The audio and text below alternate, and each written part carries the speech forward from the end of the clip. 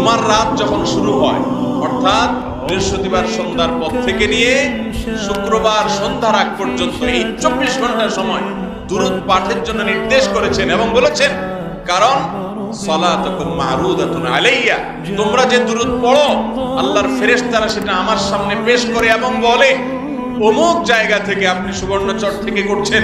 তো আল্লাহর ফেরেশতা বলবে যে হে আল্লাহর রাসূল, সুবর্ণচর থেকে বাংলাদেশের ওই থানার ওই উপজেলার ওই গ্রাম থেকে অমুকের ছেলে অমুক আপনার প্রতি দুরূদ প্রেরণ করেছে।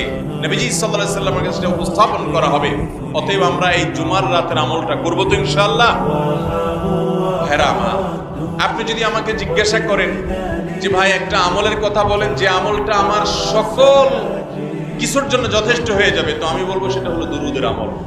নবী সাল্লাল্লাহু আলাইহি ওয়াসাল্লাম বলেছেন, যে ব্যক্তি দুরূদকে নিয়মিত পড়বে, আঁকড়ে ধরবে, যত বড় বিপদে থাকুক না কেন বিপদ থেকে উদ্ধারের পথ আল্লাহ তাকে দেখাবেনই দেখাবেন ইনশাআল্লাহ। ভাইরা আমার, এই দুরূদ হাজার সমস্যার সমাধান করে।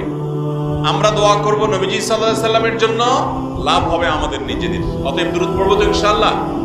বিশেষ করে জুমার রাত, আজকে মাহফিলে আসেন, এখনই মনে মনে শুরু করে দেন, যাওয়ার সময় পড়বেন এবং আগামীকাল সন্ধ্যা পর্যন্ত প্রত্যেক বৃহস্পতিবারে পরিবারকে মনে করায় দিবেন, নিজে মনে করবেন। এই আমলগুলো আমাদের মধ্যে এভাবে অভ্যাস করে তুলতে হবে। আল্লাহ তাআলা আমাদের সবাইকে আমলের তৌফিক দান করেন।